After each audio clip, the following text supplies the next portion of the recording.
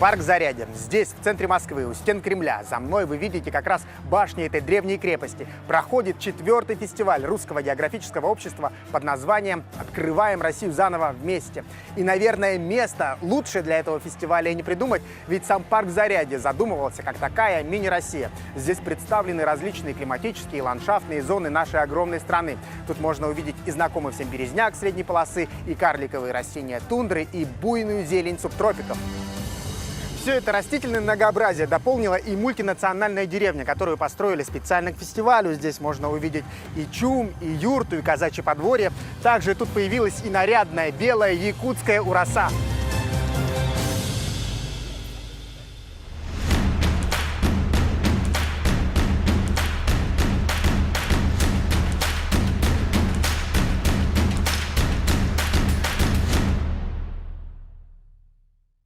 В течение 10 дней в Урасе проходят различные мастер-классы, которые знакомят всех желающих с культурой и традициями народа Саха. Прямо сейчас, например, идет мастер-класс по приготовлению строганины.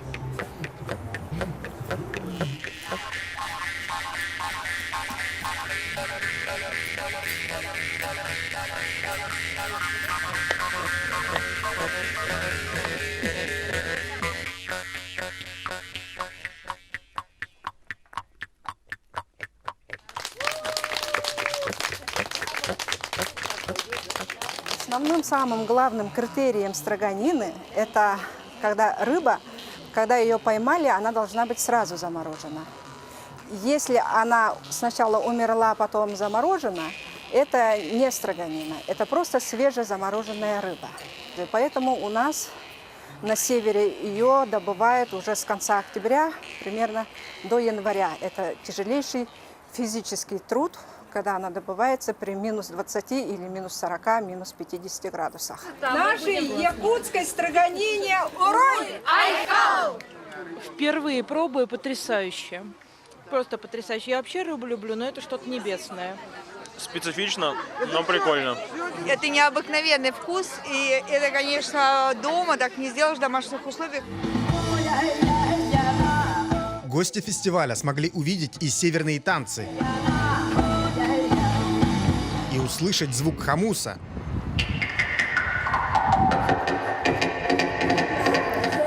Люди реагируют по-разному. Некоторые просто отдыхают, расслабляются, некоторые даже лечатся. Вибрационные звуки хамуса, они как бы лечебные.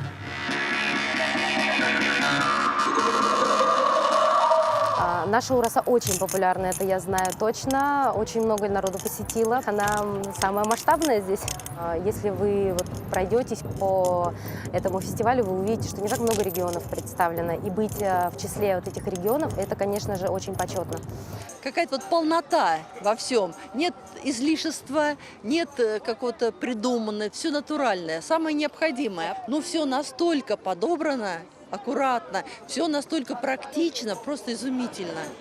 Каждый день у нас мастер-классы, лектории, мастер-классы по строганине, по изготовлению национального блюда кёрчах, а также по бисероплетению, настольные якутские игры. И также у нас будет мастер-класс по масс-рестлингу.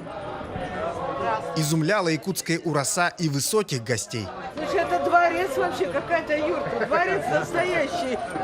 Причем министр обороны и по совместительству президент Русского географического общества так проникся культурой народа Саха, что не удержался и удивил всех импровизированным концертом на хамусе.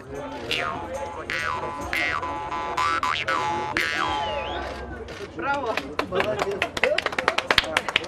Здесь, в центре Москвы, наверное, впервые ураса якутская встала.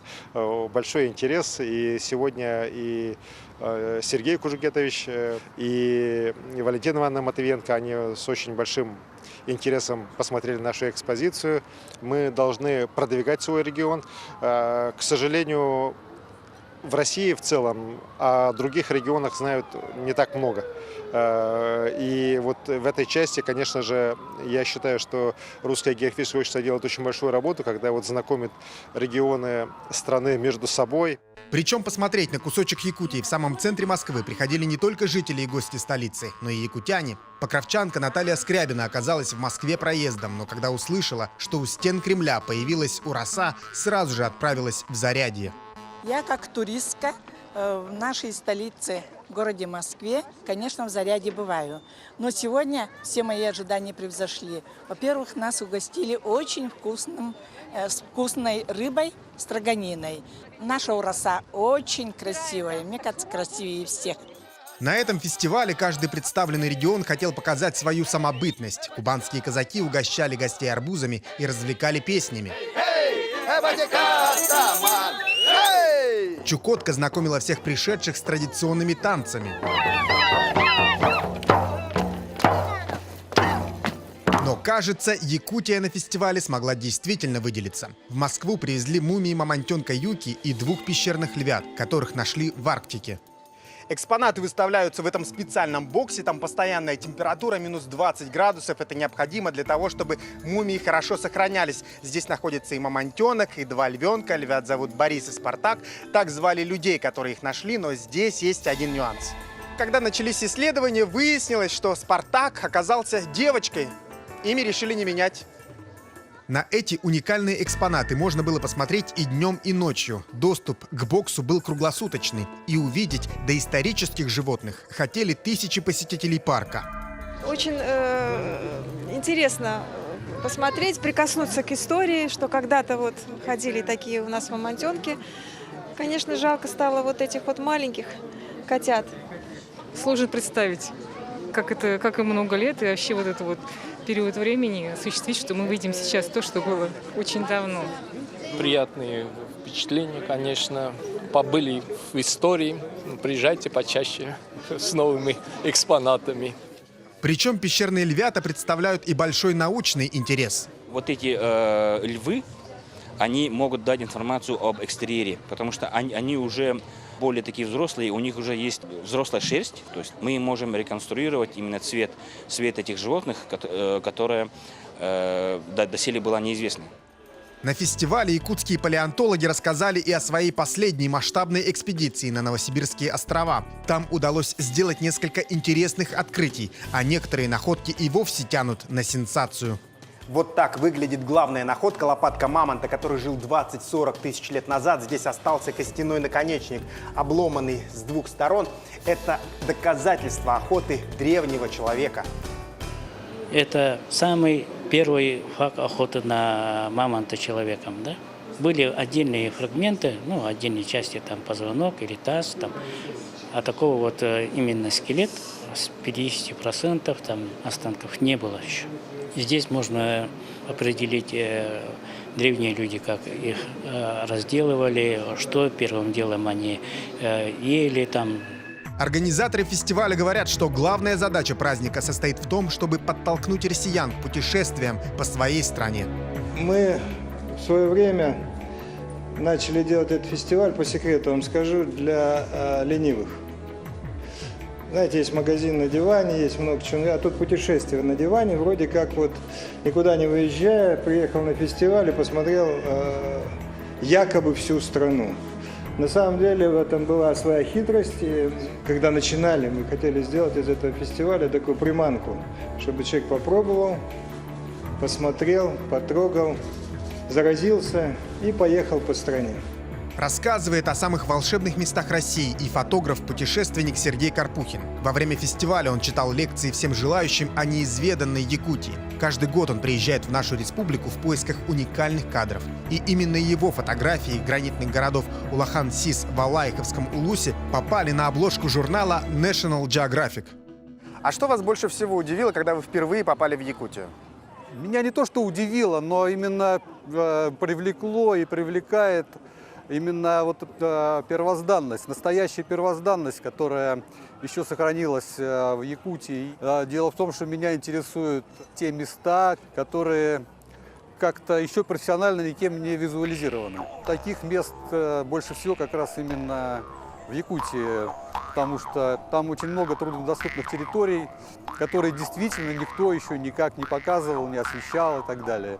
Эти места вообще трудно осваивать, трудно проводить там экспедиции, но когда я получаю результат, я получаю вдохновение уже для следующих шагов. Вполне логично, что после всего увиденного здесь многие захотят отправиться в путешествие по нашей стране. Предусмотрительно организаторы пригласили на фестиваль турфирмы, которые предлагают маршруты в самые разные регионы России. Кстати, тут можно было купить путевку и в Якутию. Людей интересует как природный туризм, так и гастрономический. Рыбалка, бриллиантовый туризм, то есть есть такие туры, которые называются «Алмазный путь». Мы, естественно, показываем и красоту Якутии природную, то есть это парк Ленские столбы, это места силы, Киселяхи и так далее.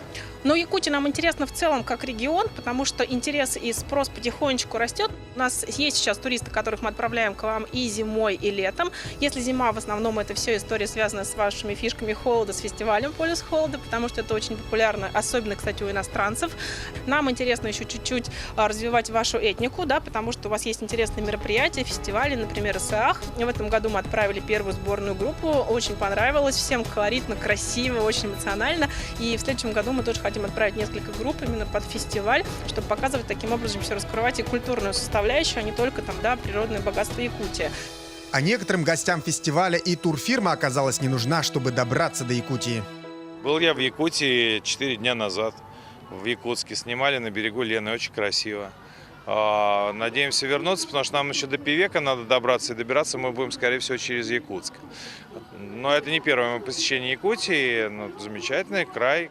В туристический потенциал Якутии верят и многие эксперты. Правда, отмечают специалисты, история эта, скорее всего, должна быть не массовая, а индивидуальная. Есть такое понятие, как глэмпинг. Да, то есть это вот туризм экологический для богатых.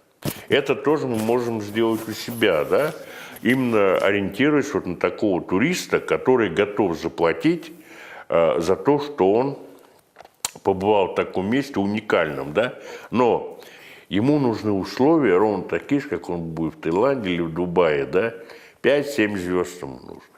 И это реально сделать. Есть такой пример уже первый в России есть. Это Мамонт Камп, который находится в Мурманской области, где людям создают такие условия, да, вот, как в хорошем пятизвездочном отеле. Соответственно, там тур уже все раскуплен на 5 лет вперед. Вот сейчас я пытаюсь, да, вот такое же сделать в Якутии, в Среднеколымском районе. Там и горы, и река Колыма, охота, рыбалка, да. Вот так выглядит геокупол внутри. Эти конструкции используются для глэмпинга.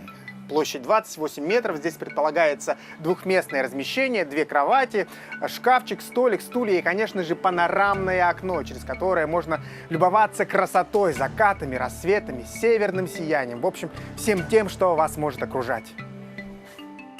Фестиваль Русского географического общества проводится не каждый год. Когда состоится 5-й юбилейный праздник, организаторы точно сказать пока не могут. Но можно с уверенностью констатировать другое. Со своей задачей, то есть показать уникальность и красоту разных регионов России, этот фестиваль справился на все 100. Максим Кардозу, Виктор Олесов, Москва.